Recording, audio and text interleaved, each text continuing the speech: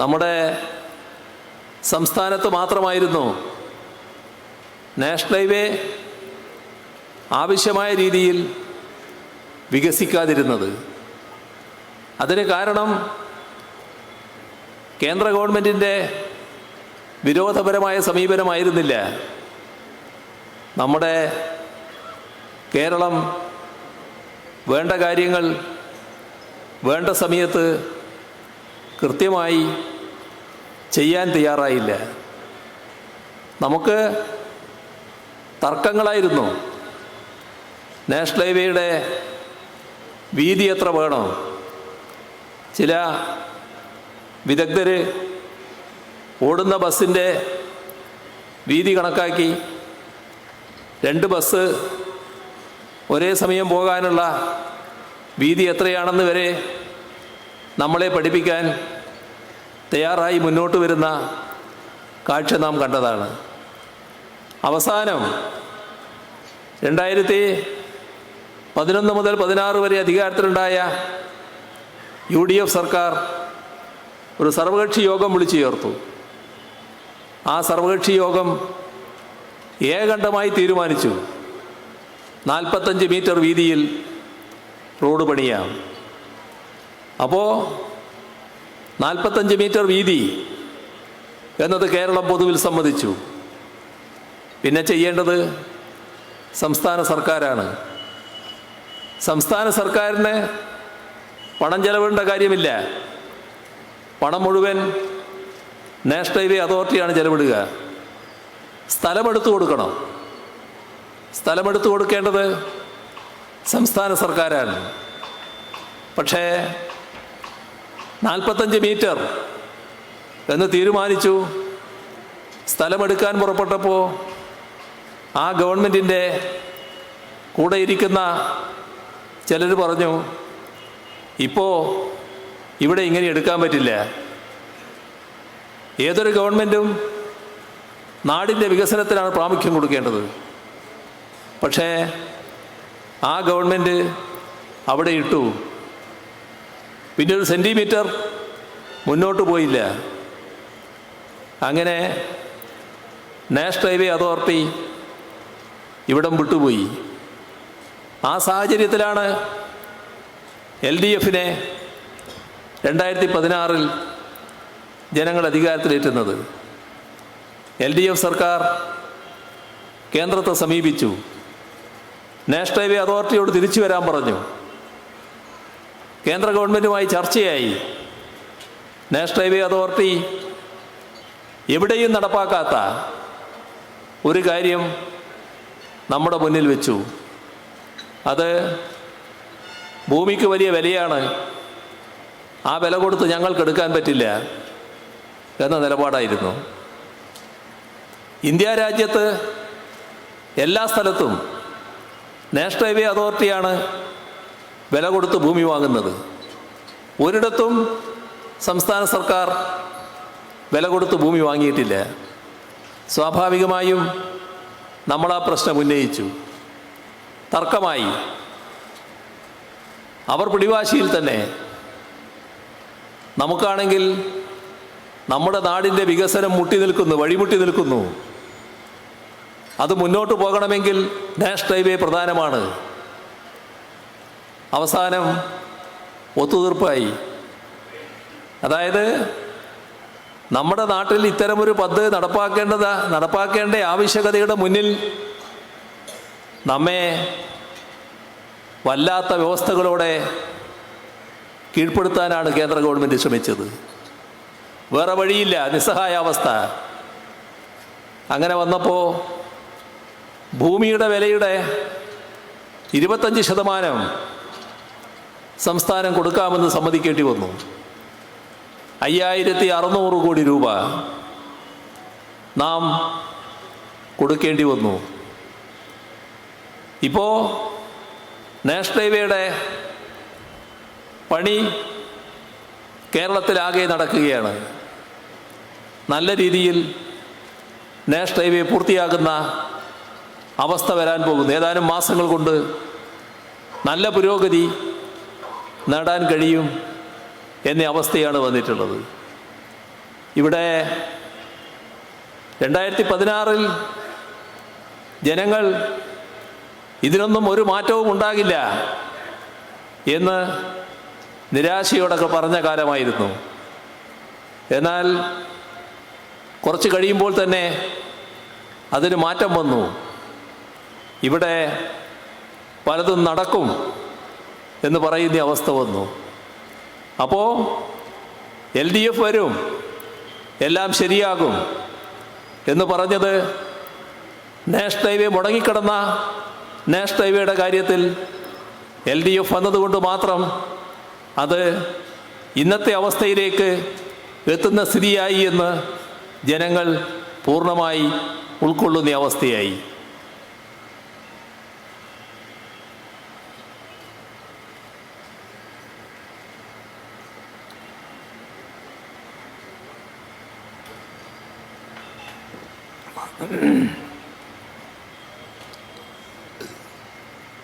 അപ്പോൾ കഴിഞ്ഞ 9 വർഷം ഇതുപോലുള്ള ഒട്ടേറെ കാര്യങ്ങളാണ് നമ്മുടെ കേരളത്തിൽ നടന്നത്. ഒരു ജനങ്ങളുടെ പ്രതീക്ഷക്കനുസരിച്ച് ഉയരുന്ന സർക്കാർ എന്ന നിലപാട് പ്രവൃത്തിയിലൂടെ കേരളത്തിലെ LDF സർക്കാർ തെളിയിക്കാൻ കഴിഞ്ഞു. ഇട്ടേച്ചു പോയ പദ്ധതിയായിരുന്നു ഗെയിൽ പൈപ്പ് ലൈൻ. LDF വരും, എല്ലാം ശരിയാകും എന്ന് പറഞ്ഞതിൻ്റെ ഭാഗമായി അതും യാഥാർത്ഥ്യമായത് നമ്മൾ കണ്ടു. ഇപ്പോൾ അതിലൂടെ ഗ്യാസ് പ്രവഹിക്കുകയാണ്. സിറ്റി ഗ്യാസ് പദ്ധതി അതിൻ്റെ ഭാഗമായുള്ളതാണ്. ആ ഗ്യാസ് ചിലയിടങ്ങളിൽ അടുക്കളയിലും എത്തിയിരിക്കുന്നു. ഫാക്ടറികളിൽ ഇന്ധനമായി എത്തുന്നു. മാറ്റം അതാണ്. എല്ലാം ശരിയാകും എന്ന് പറഞ്ഞതിലൂടെ ജനങ്ങൾക്ക് കാണാൻ കഴിഞ്ഞ വസ്തുത. നമ്മുടെ നാടിൻ്റെ വൈദ്യുതി രംഗത്ത് പ്രധാനപ്പെട്ട ഒരു ലൈനായിരുന്നു എടമൺ കൊച്ചി പവർ ഹൈവേ. ഒരിടത്തെത്തിയപ്പോൾ ആ പവർ ഹൈവേ മുന്നോട്ട് പോകുന്നില്ല, തടസ്സം വന്നു. പവർ ഹൈവേ ഏറ്റെടുത്ത പവർ ഗ്രിഡ് കോർപ്പറേഷൻ അതുമായി ബന്ധപ്പെട്ട് ഗവൺമെൻറ്റിനെ പലപ്പോഴും സമീപിച്ചു. ഒരനക്കവുമില്ല. അവരും തിരിച്ചുപോയി. 2016 LDF സർക്കാർ അധികാരത്തിൽ വന്നപ്പോൾ അവരെ തിരിച്ചു വിളിച്ചു. അങ്ങനെയാണ് ഇപ്പോൾ ആ ലൈനിലൂടെ വൈദ്യുതി പ്രവഹിക്കുന്നത്. ഒരു ചെറിയ വാചകം എത്രമാത്രം വിപുലമായ തോതിലാണ് നമ്മുടെ സംസ്ഥാനത്ത് നടപ്പായത് എന്നാണ് ഇതിലൂടെയെല്ലാം കാണാൻ നമുക്ക് കഴിയുന്നത്. LDF വരും, എല്ലാം ശരിയാകും എന്ന് പറഞ്ഞത് തീർത്തും അന്വർത്ഥമാവുകയായിരുന്നു. ഇതിൻ്റെ ഭാഗമായി തന്നെ ഒരു ഭാഗത്ത് മലയോര ഹൈവേ, വേറൊരു ഭാഗത്ത് തീരദേശ ഹൈവേ 10,000 കോടി രൂപ സംസ്ഥാനം മാറ്റിവെച്ചിരിക്കുന്നു ഈ 2 ഹൈവേകളും പൂർത്തിയാക്കാൻ. നമ്മുടെ കേരളത്തിൻ്റെ ഗതാഗത സൗകര്യം നോക്കിയാൽ കേരളത്തിലെ റോഡുകൾ എല്ലാം നല്ല രീതിയിൽ മെച്ചപ്പെട്ടിരിക്കുന്നു. എങ്ങോട്ട് നോക്കിയാലും നല്ല ഗതാഗത യോഗ്യമായ സുന്ദരമായ റോഡുകൾ. അങ്ങനെ പശ്ചാത്തല സൗകര്യ വികസനത്തിൽ വലിയ മാറ്റം സൃഷ്ടിക്കാൻ നമുക്ക് കഴിഞ്ഞിരിക്കുന്നു. എങ്ങനെയാണ് ഇതെല്ലാം യാഥാർത്ഥ്യമാക്കാനായത്? നമുക്കറിയാം, കേരളത്തിലെ സർക്കാരിന് കേരളത്തിൽ ഉയർന്നു വരുന്ന ആവശ്യങ്ങളാകെ നിറവേറ്റാനുള്ള സമ്പത്ത് കയ്യിലില്ല എന്ന്. നമ്മുടെ ഖജനാവിന് അത്രത്തോളം ശേഷിയില്ല. അവിടെയാണ് നാം പുതിയ മാർഗം കാണണമെന്ന് തീരുമാനിച്ചത്. അതിൻ്റെ ഭാഗമായാണ് കിഫ്ബിയെ പുനർജീവിപ്പിക്കാൻ നിയമം ഭേദഗതി ചെയ്തത്. കിഫ്ബി പലവിധ എതിർപ്പുകൾക്കിരയായ സ്ഥാപനമാണെന്ന് എല്ലാവർക്കും അറിയാലോ. നമ്മൾ 2016 പറഞ്ഞു, ഞങ്ങൾ 5 വർഷം കൊണ്ട് 50,000 കോടി രൂപയുടെ പശ്ചാത്തല സൗകര്യ വികസനമാണ് ഇതിലൂടെ നടപ്പാക്കാൻ ഉദ്ദേശിക്കുന്നത്. എന്തൊരു പരിഹാസമായിരുന്നു, എത്രമാത്രം പുച്ഛിക്കലായിരുന്നു. എവിടുന്ന് മലർപ്പൊടിക്കാരൻ്റെ സ്വപ്നം, പണം എവിടുന്ന് കിട്ടും, ആളെ പറഞ്ഞ് കബളിപ്പിക്കുകയല്ലേ എന്നെല്ലാമുള്ള ഒരുപാട് അധിക്ഷേപങ്ങൾ ആ ഘട്ടത്തിൽ ഉയർന്നു. പക്ഷേ സംഭവിച്ചത് എന്താണ്? ആ 5 വർഷം പൂർത്തിയാകുമ്പോൾ 50 അല്ല 62,000 കോടി രൂപയുടെ വികസന പദ്ധതികളാണ് കേരളത്തിൽ യാഥാർത്ഥ്യമായത്. ഇപ്പോൾ 62 അല്ല 90,000 കോടി രൂപയുടെ പദ്ധതികൾ, അതാണ് കിഫ്ബിയിലൂടെ യാഥാർത്ഥ്യമാകുന്നത്. എവിടെ തിരിഞ്ഞൊന്ന് നോക്കിയാലും അവിടെല്ലാം കിഫ്ബിയുടെ സാക്ഷ്യപത്രങ്ങൾ കാണാലോ. സ്കൂൾ കെട്ടിടങ്ങൾ, ആശുപത്രി കെട്ടിടങ്ങൾ, റോഡുകൾ, പാലങ്ങൾ, ഫ്ലൈ ഓവറുകൾ, വിവിധ പദ്ധതികളുടെ ഭാഗമായുള്ള നിർമ്മിതികൾ എല്ലാം കിഫ്ബിയുടെ ഭാഗമായി കാണുകയാണല്ലോ.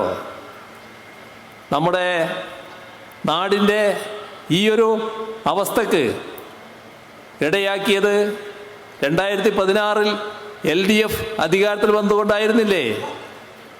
LDF ആയിരുന്നില്ല എന്ന് വിചാരിക്കുക, 2016 തുടർച്ചയാകുമായിരുന്നല്ലോ. ഈ ഓരോ മേഖലയും തകർന്നിരിക്കുമല്ലോ, കൂടുതൽ തകർച്ചയിലേക്ക് പോകുമല്ലോ. കാലാനുസൃതമായ പുരോഗതി ഒരു നാടിന് നേടാൻ കഴിയണമല്ലോ. കാലാനുസൃതമായ പുരോഗതി നേടിയില്ലെങ്കിൽ നമ്മൾ പുറകോട്ട് പോകുകയല്ലേ. ആ കാലം പിന്നെ എങ്ങനെ നികത്തും? അപ്പോൾ വലിയ തോതിലുള്ള പുറകോട്ടടിയല്ലേ നമുക്ക് സംഭവിക്കുക. ഇപ്പോൾ പല വികസന പദ്ധതികളും നടപ്പാക്കുമ്പോൾ ഇപ്പോൾ വേണ്ട എന്ന് പറയുന്നൊരു കൂട്ടരെ നമ്മൾ കാണുന്നുണ്ടല്ലോ. ഇപ്പോൾ വേണ്ട എന്ന് പറയുമ്പോൾ എപ്പോഴാണ്? 2016 ഇപ്പോൾ വേണ്ട എന്ന് പറയുന്ന കൂട്ടരുടേതാണ് യാഥാർത്ഥ്യമായതെങ്കിൽ 9 വർഷം നമുക്ക് നഷ്ടപ്പെടില്ലേ? ഈ ഉണ്ടാക്കിയ പുരോഗതിയെല്ലാം നമുക്ക് നേടാൻ കഴിയുമായിരുന്നോ?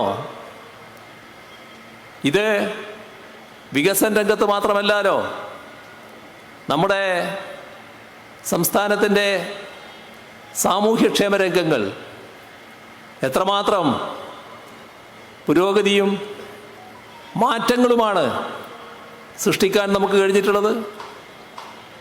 നമ്മുടെ കേരളത്തിൽ ജനങ്ങളിൽ ഒരു വിഭാഗം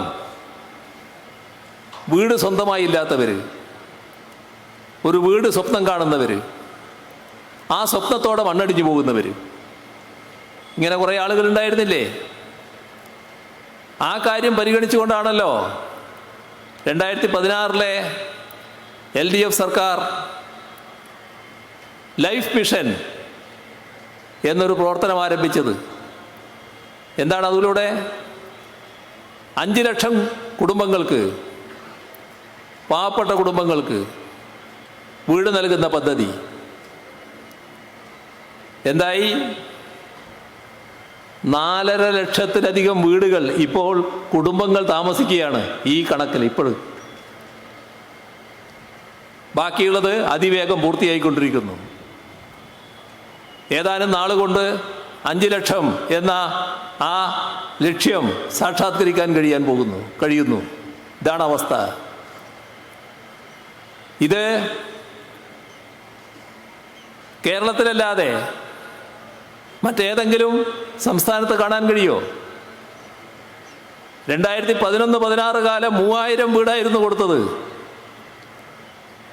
അവിടെയാണ് 4.5 ലക്ഷത്തിലധികം വീടുകൾ ഇപ്പോൾ പൂർത്തിയായി കഴിഞ്ഞിട്ടുള്ളത്.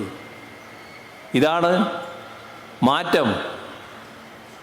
ഇതാണ് ജനങ്ങളോട് പ്രതിബദ്ധതയുള്ള ഒരു സർക്കാർ അധികാരത്തിലുണ്ടായാൽ നാട്ടിൽ വരുന്ന മാറ്റം.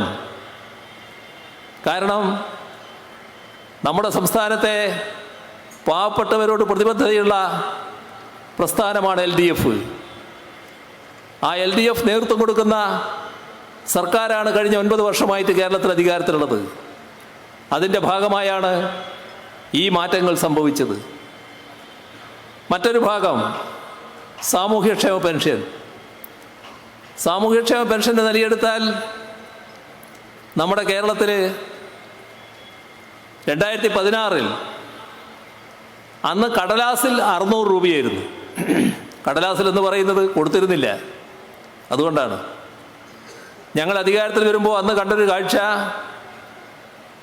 18 മാസത്തെ കുടിശ്ശികയാണ്.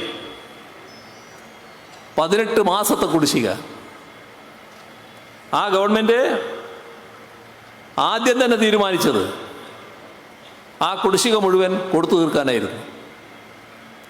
മുഴുവൻ കൊടുത്തു തീർത്തു. പിന്നെ വർധനവ് തുടങ്ങി. എവിടം വരെ എത്തി? 600-ൽ നിന്ന് 1600-ലെത്തി. 1600 രൂപ വീതം 60 ലക്ഷം പേർക്കാണ് കേരളത്തിൽ നൽകുന്നത്. ഇത് ഒരു മുടക്കവുമില്ലാതെ കൊടുക്കണമെന്ന നിർബന്ധം സർക്കാരിനുണ്ടായിരുന്നു. അതിൻ്റെ ഭാഗമായാണ് ഒരു പ്രത്യേക കമ്പനി രൂപീകരിച്ച് ആ കമ്പനിയിലൂടെ ഫണ്ട് സമാഹരിച്ച് കൃത്യമായി മാസം തോറും പെൻഷൻ നൽകുന്ന രീതി സ്വീകരിച്ചത്. അപ്പോൾ ഇന്ത്യ ഗവൺമെൻറ് പറഞ്ഞു ആ കമ്പനി എടുക്കുന്ന കടം സംസ്ഥാനത്തിൻ്റെ വായ്പാ പരിധിയിൽ ഉൾപ്പെടുത്തും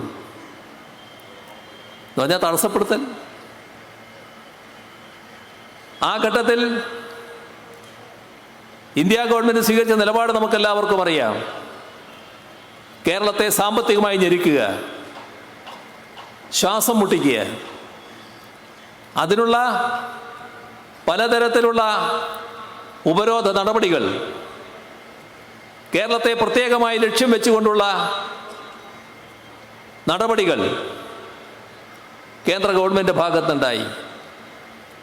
വലിയ പ്രയാസം നമുക്കനുഭവിക്കേണ്ടി വന്നു. ആ പ്രയാസം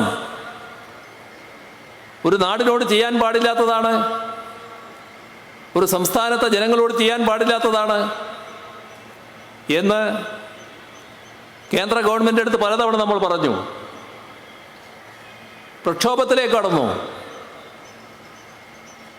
ഡൽഹി വരെ പോയി മന്ത്രിസഭയടക്കം എല്ലാ MLA-മാരും MP-മാരും പങ്കെടുത്തുകൊണ്ട് പ്രക്ഷോഭം നടന്ന നിലയുണ്ടായി. അതിനകത്ത് ഇന്ത്യയിലെ പ്രധാനപ്പെട്ട രാഷ്ട്രീയ പാർട്ടി നേതാക്കൾ, മുഖ്യമന്ത്രിമാർ, മുൻ മുഖ്യമന്ത്രിമാർ പലരും പങ്കെടുക്കുകയുണ്ടായി.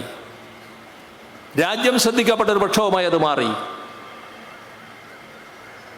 പക്ഷേ BJP-ക്ക് മാറ്റമില്ല, കേന്ദ്ര ഗവൺമെൻറ് മാറ്റമില്ല. ഈ ഘട്ടത്തിൽ നിർഭാഗ്യകരമായ മറ്റൊരു കാര്യം നടന്നു. ഇതെല്ലാം കേരളത്തിൻ്റെ താല്പര്യമാണ്, കേരളത്തിലെ ജനങ്ങളുടെ താല്പര്യമാണ്. ഉപരോധം, പ്രതികാര നടപടി നാടിനോടും ജനങ്ങളോടുമാണ് വരുന്നത്. അപ്പോൾ നമ്മുടെ നാടിന് ഒറ്റക്കെട്ടായി നിൽക്കേണ്ട ഘട്ടം ഞങ്ങൾ വിളിച്ചു. കേരളത്തിലെ പ്രതിപക്ഷം UDF അവർ വന്നില്ല. ദേശീയ നേതാക്കളെ വിളിക്കുമ്പോൾ കോൺഗ്രസിൻ്റെ ദേശീയ നേതാക്കളെയും വിളിച്ചു. ഇവിടുത്തെ തടസ്സം അവർ വന്നില്ല. BJP-യുമായി സമരസപ്പെട്ടു പോയി. അവർ BJP-യുടെ കൂടെ നമ്മുടെ നാടിൻ്റെ താല്പര്യം മറന്നു. BJP-ക്ക് നാടിനോടുള്ള വിരോധം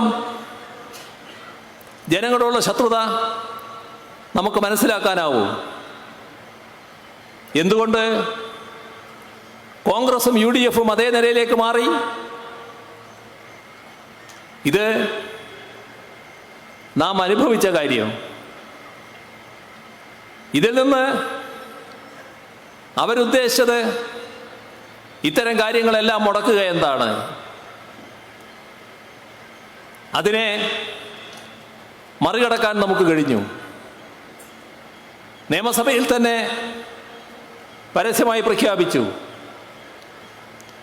ഈ ഘട്ടത്തിൽ സംഭവിക്കാൻ പാടില്ലാത്ത രീതിയിൽ ഞങ്ങൾക്ക് ചില മാസങ്ങളിലെ പെൻഷൻ കൊടുക്കാൻ കഴിയാതെ വന്നു. പക്ഷേ അസംബ്ലിയിൽ പിന്നീട് പറഞ്ഞു, ആ ഉണ്ടായ കുടിശ്ശിക മുഴുവൻ കൊടുത്തു തീർക്കും. ഇനി അങ്ങോട്ട് ഓരോ മാസവും കൃത്യമായി പെൻഷൻ കൊടുക്കുന്ന നില സ്വീകരിക്കും.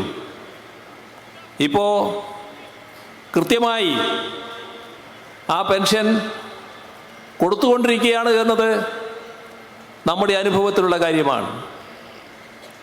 എന്തുകൊണ്ടാണിത്? നമ്മെ ശ്വാസം മുട്ടിക്കുന്ന ഘട്ടത്തിലും നമുക്ക് പിടിച്ചു നിൽക്കാൻ കഴിഞ്ഞത് നമ്മുടെ നാടിൻ്റെ സ്വന്തമായ വരുമാനം വർദ്ധിപ്പിക്കാൻ നമുക്ക് കഴിഞ്ഞു എന്നതുകൊണ്ടാണ്. ഇവിടെ രാജ്യമാകെ എടുത്താൽ ദാരിദ്ര്യം ഏറ്റവും കുറവുള്ള സംസ്ഥാനമാണ് കേരളം. അത് നമ്മൾ പറയുന്നതല്ല, ഇന്ത്യ ഗവൺമെൻറ് പറയുന്നു. ഇന്ത്യയിലെ ദരിദ്രാവസ്ഥ എന്താ? ഇന്ത്യ എന്ന രാജ്യം ലോകത്തെ രാഷ്ട്രങ്ങളുടെ ഒരു പട്ടികയായി എടുത്താൽ 105 സ്ഥാനത്താണ് ദാരിദ്ര്യത്തിൻ്റെ കാര്യത്തിൽ. പിന്നെ കുറച്ച് രാഷ്ട്രങ്ങളെ ബാക്കിയുള്ളൂ. നമ്മൾ ശ്രദ്ധിക്കേണ്ട കാര്യം, നമ്മുടെ തൊട്ടുകിടക്കുന്ന അയൽപക്കങ്ങളുണ്ടല്ലോ, ആ അയൽപക്ക രാഷ്ട്രങ്ങൾ ഒന്നുപോലും നമ്മുടെ പിറകിലില്ല. എല്ലാം നമ്മുടെ എത്രയോ മേലെ. അപ്പോൾ നമ്മുടെ രാജ്യത്തിൻ്റെ ദരിദ്രാവസ്ഥ എത്രമാത്രം കഠിനമാണ് എന്നാലോചിക്കുക. ആ രാജ്യത്ത് ദാരിദ്ര്യം ഏറ്റവും കുറഞ്ഞ സംസ്ഥാനം കേരളം. ഇന്ത്യ ഗവൺമെൻറ് തന്നെ മറ്റൊരു കാര്യം പറയുന്നു, വിലക്കയറ്റം പലയിടങ്ങളിലായി വർദ്ധിച്ചുകൊണ്ടിരിക്കുന്നു. രാജ്യത്താകെ വൻതോതിലുള്ള വിലക്കയറ്റം.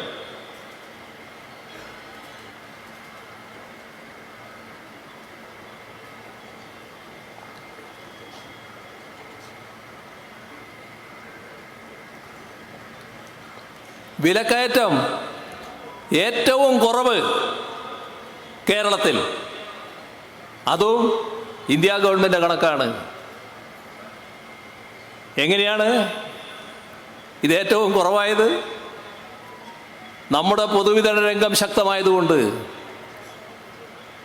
പൊതുവിതരണ രംഗം അത്ര കണ്ട് ഫലപ്രദമാണിവിടെ. ശക്തമായ പൊതുവിതരണ രംഗം. ശക്തം എന്ന് പറയുമ്പോൾ അതിനാവശ്യമായ രീതിയിലുള്ള ഫണ്ട് നാം ചെലവിടുന്നു എന്നാണ് അർത്ഥം.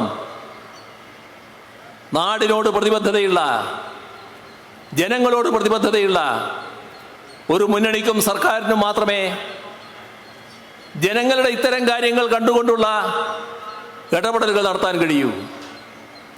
അതാണ് രാജ്യത്ത് തന്നെ വേറിട്ട് നിൽക്കുന്ന ഒരു സംസ്ഥാനമായി കേരളത്തെ മാറ്റുന്നത്. ഇവിടെ നമ്മുടെ അതിദരിദ്ര വിഭാഗം,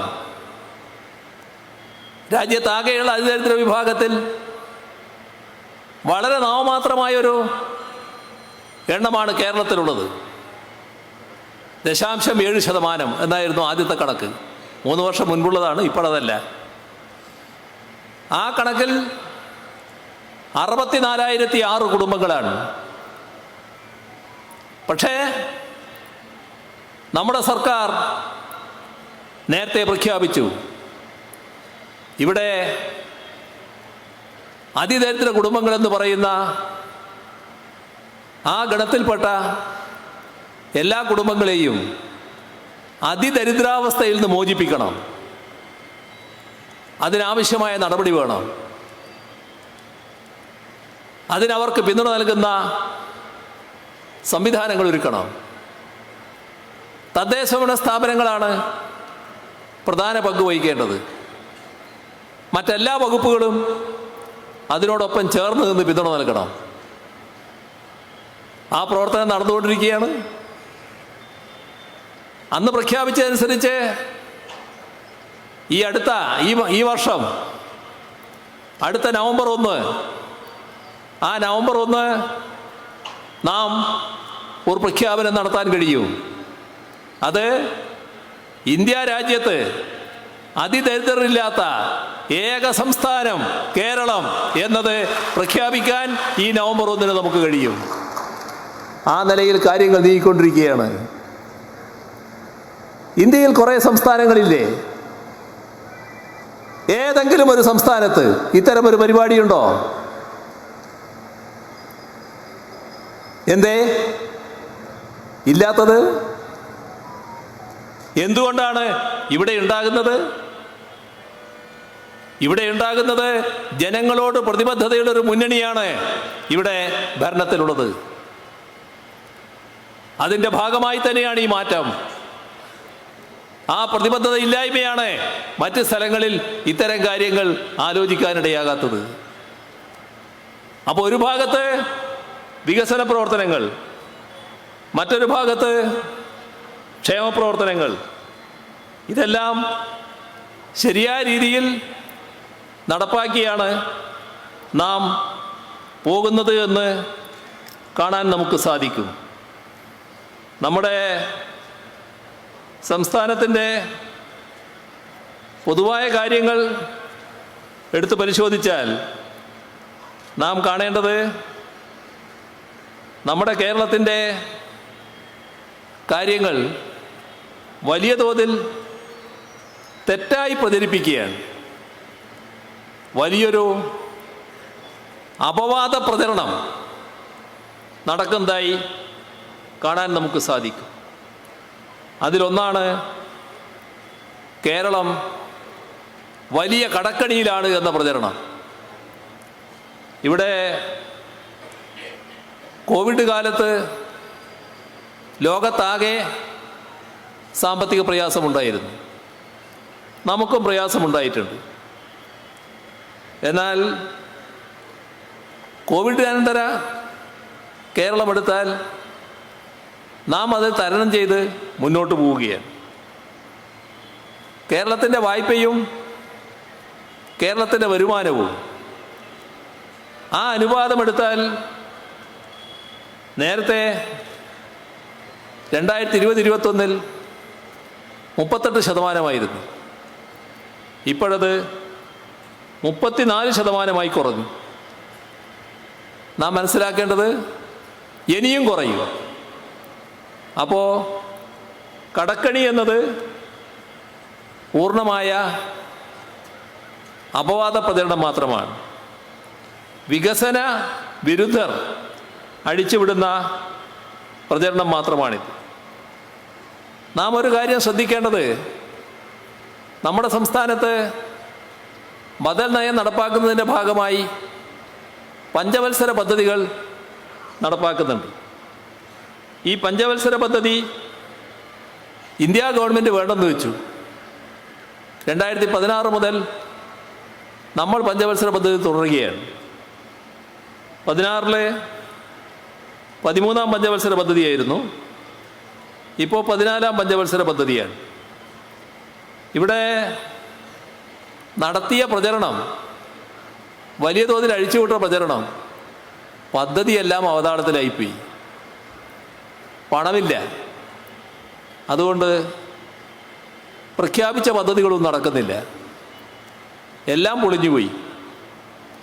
സാമ്പത്തിക രംഗമാകെ തകർന്നു. പഞ്ചവത്സര പദ്ധതിയുടെ ഭാഗമായുള്ള ഈ പദ്ധതി വിഹിതമാകെ വെട്ടിക്കുറക്കുകയാണ്.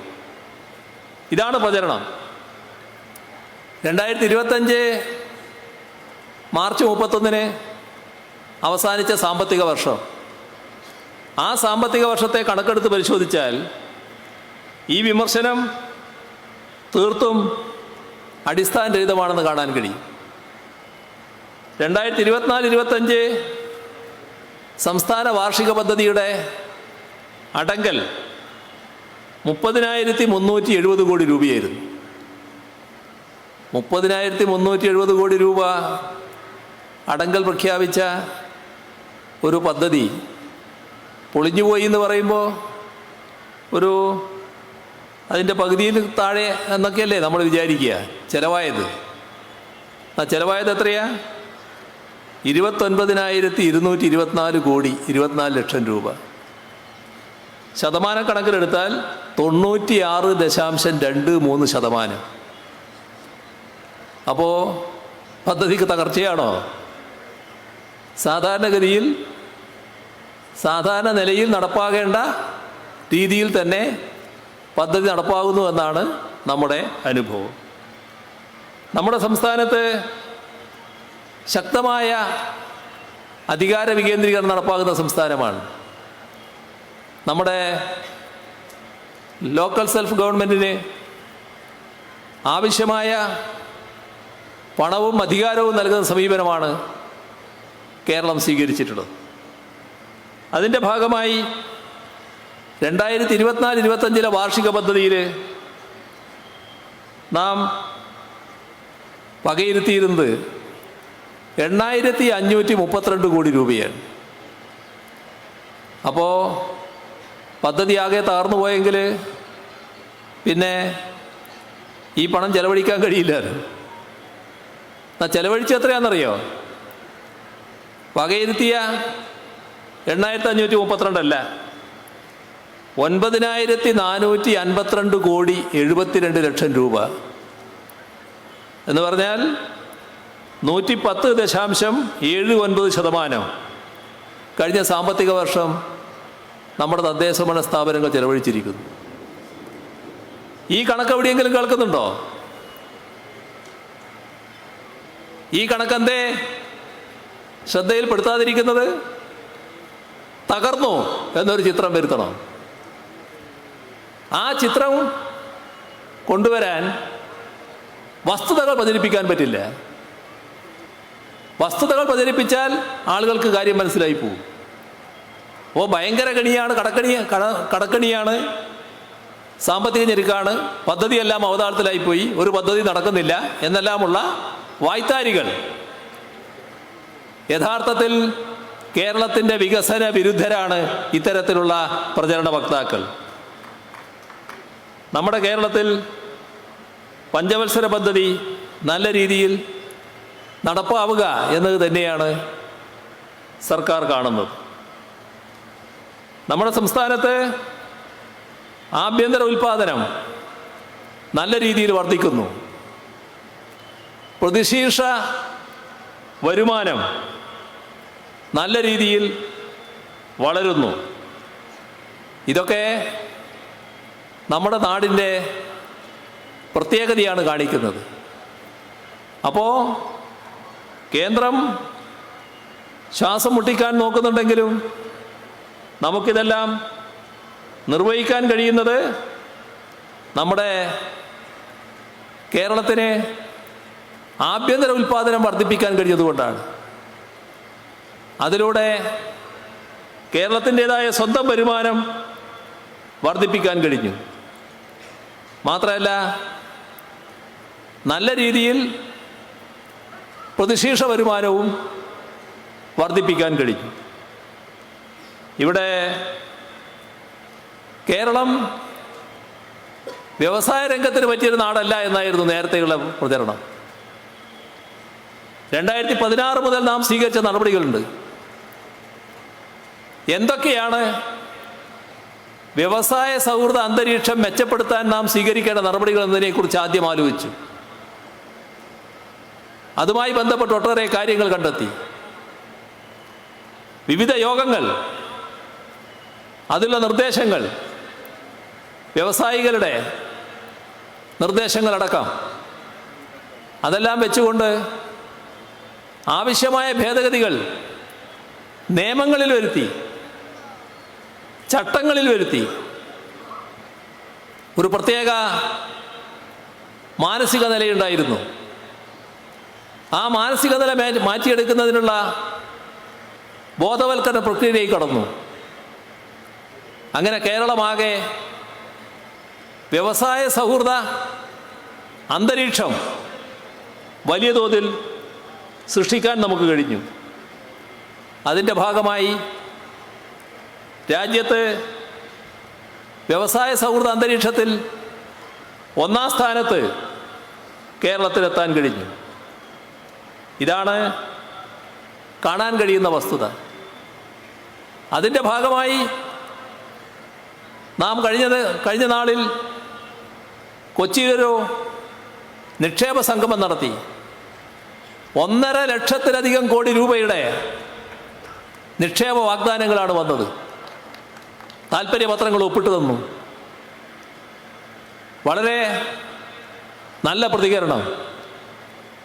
അത് സമയബന്ധിതമായി നടപ്പാക്കാനുള്ള തുടർ പ്രവർത്തനങ്ങൾ, അതിനായി പ്രത്യേക ടാസ്ക് ഫോഴ്സ് രൂപീകരിക്കുകയെല്ലാം നടന്നിരിക്കുന്നു.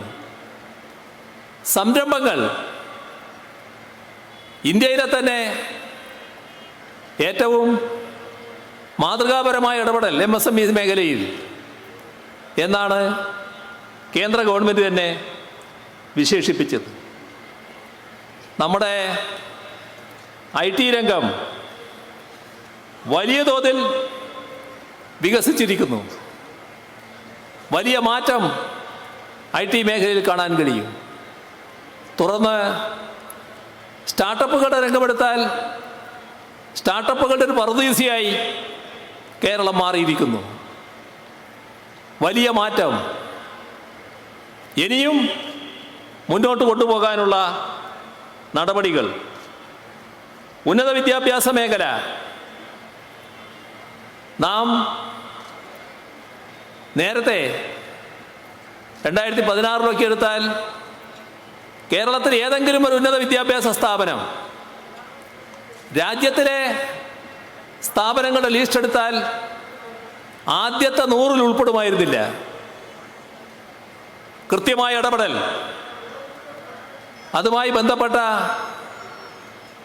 ഫലപ്രദമായ സാമ്പത്തിക സഹായമടക്കം എവിടെയെത്തി?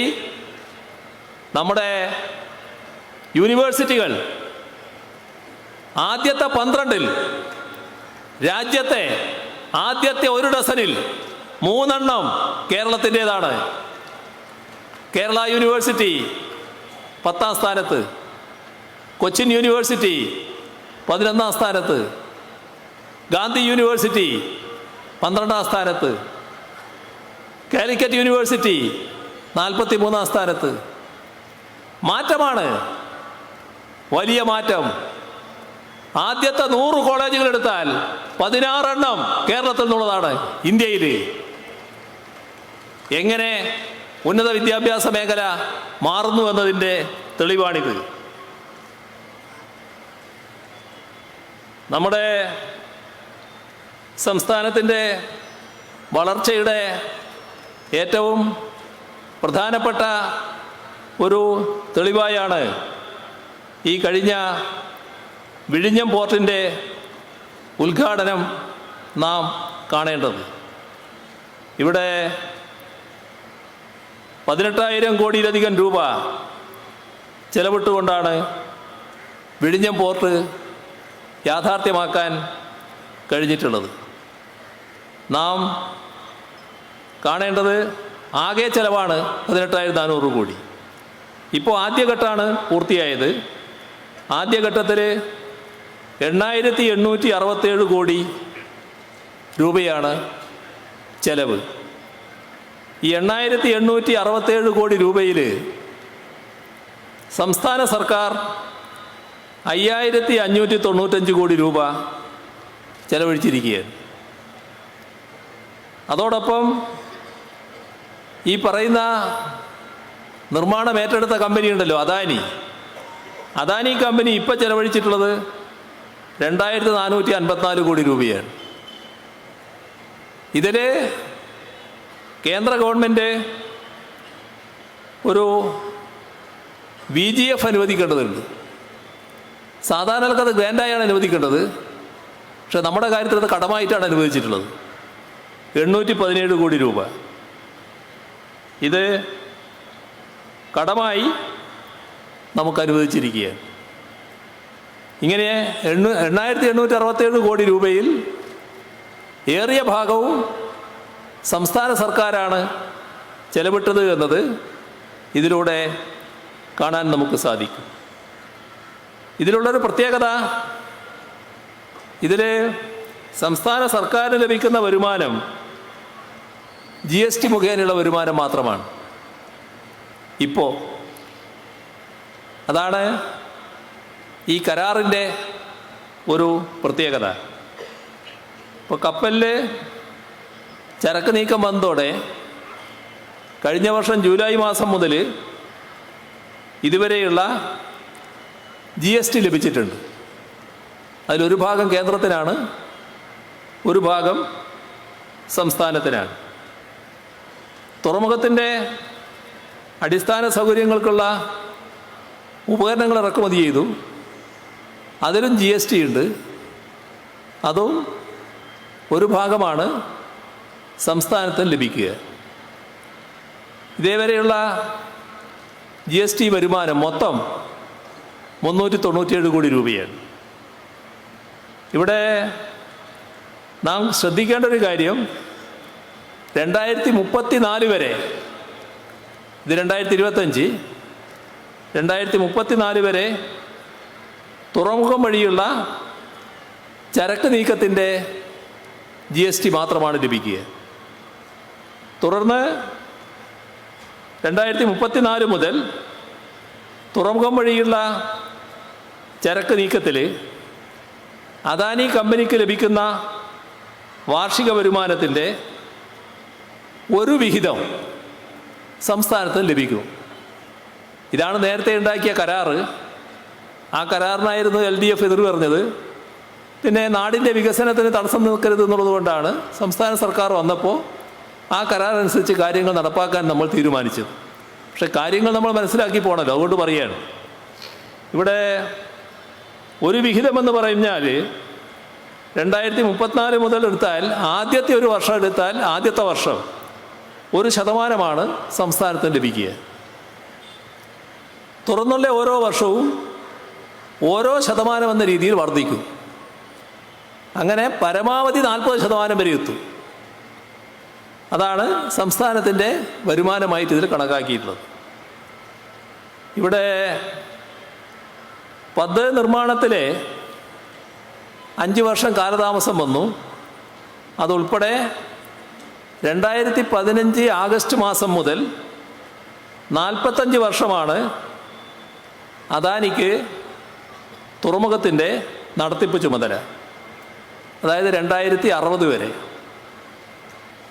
2028 ഡിസംബറിൽ പൂർണ്ണശേഷി കൈവരിച്ചാൽ 20 വർഷം കൂടി ഈ അദാനി കമ്പനി കൺസെഷണർക്ക് നടത്തിപ്പ് ചുമതല ലഭിക്കും. അതായത് 2080 വരെ ലഭിക്കുമെന്നർത്ഥം. 2060 അല്ല, 2080 വരെ ലഭിക്കും. അപ്പോൾ അദാനി ഗ്രൂപ്പിന് തുറമുഖത്തിൻ്റെ നടത്തിപ്പ് ചുമതല 2080 വരെ ഉണ്ടാകും. ആ നിലയിലാണ് വരുമാനം പങ്കിടുക. ഇതോടൊപ്പം GST വീതവും സംസ്ഥാനത്ത് ലഭിക്കും. കേന്ദ്ര സർക്കാരിൻ്റെ ഇതിലുള്ള സമീപനമാണ് വിചിത്രമായിട്ടുള്ളത്. 817 കോടി 80 ലക്ഷം രൂപയാണ് കേന്ദ്ര സർക്കാർ നൽകിയത് VGF ആയിട്ട്. അത് 2034 മുതൽ തിരിച്ചടക്കണം.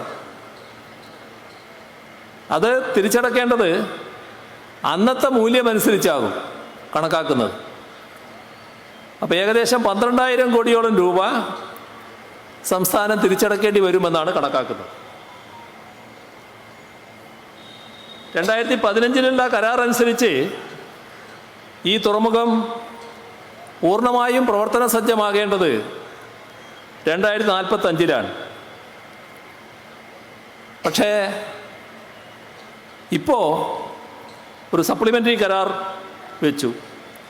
ആ കരാറനുസരിച്ച് 2028-ൽ തന്നെ എല്ലാവിധ നിർമ്മാണങ്ങളും പൂർത്തിയാക്കാനാവും. അപ്പോൾ അതിൻ്റെ നേട്ടം എന്താ? 2045-ന് പകരം 2028, അതായത് 17 വർഷങ്ങൾക്ക് മുൻപ് തന്നെ തുറമുഖം പൂർണ്ണതോതിൽ പ്രവർത്തനം തുടങ്ങും. അതുവഴി സർക്കാരിൻ്റെ വരുമാനത്തിൻ്റെ വിഹിതം നല്ല രീതിയിൽ വർദ്ധിക്കുകയും ചെയ്യും.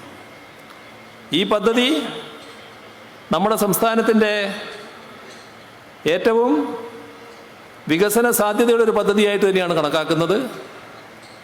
ആ പദ്ധതിയുടെ വരവോടുകൂടി വലിയ മാറ്റം തിരുവനന്തപുരത്തും സമീപ ജില്ലകളിലും ഉണ്ടാകും. വലിയ തോതിലുള്ള അവസരം സംസ്ഥാനത്ത് തുറന്നു കിട്ടുകയാണ്. രാജ്യത്തെ ഏറ്റവും വലിയ പോർട്ടാണെന്നുള്ളത് മാത്രമല്ല, ലോകത്തിലെ അപൂർവം വൻ പോർട്ടുകളിൽ ഒന്നായി വിഴിഞ്ഞം മാറുകയാണ്. അതാണിതിൻ്റെ പ്രത്യേകത. ഇത് ഈ രീതിയിൽ നടപ്പാക്കരുത് എന്ന രീതിയിൽ ഇടപെടലുകളുണ്ടായിരുന്നു. അത് പൂർത്തിയാകരുത് എന്ന ഉദ്ദേശത്തോടെയുള്ള പല ഇടപെടലുകളുണ്ടായിട്ടുണ്ട്. അവിടെയൊക്കെയാണ് LDF അധികാരത്തിലുണ്ടായതിൻ്റെ പ്രത്യേകത. അപ്പോൾ LDF വരും, എല്ലാം ശരിയാകും എന്ന് പറഞ്ഞത് ഈ ഓരോ കാര്യം എടുത്ത് പരിശോധിച്ചാൽ, ഇനി പരിശോധിക്കേണ്ട ഒരുപാട് കാര്യങ്ങളുണ്ട്, എല്ലാം എടുത്ത് പരിശോധിച്ചാലും അഭിമാനകരമായ രീതിയിലുള്ള സാക്ഷാത്കാരം ഉണ്ടായിരിക്കുന്നു എന്നാണ് കാണാൻ നമുക്ക് സാധിക്കുക. ഇത് നാടിൻ്റെ ഒരുമയുടെ ഭാഗമാണ്, ജനങ്ങളുടെ ഐക്യത്തിൻ്റെ ഭാഗമാണ്. നവകേരളം എന്നത് ഒരു സങ്കല്പമല്ല, ഈ വർത്തമാനകാലത്ത് യാഥാർത്ഥ്യമാക്കേണ്ട ഒന്നാണ്. അതിന് നിങ്ങളെല്ലാവരുടെയും സഹായവും സഹകരണവും പിന്തുണയും ഇനിയും തുടർന്നും ഉണ്ടാകണം എന്ന് മാത്രം അഭ്യർത്ഥിച്ചുകൊണ്ട് അവസാനിപ്പിക്കുന്നു. നിങ്ങൾക്കെൻ്റെ അഭിവാദ്യങ്ങൾ.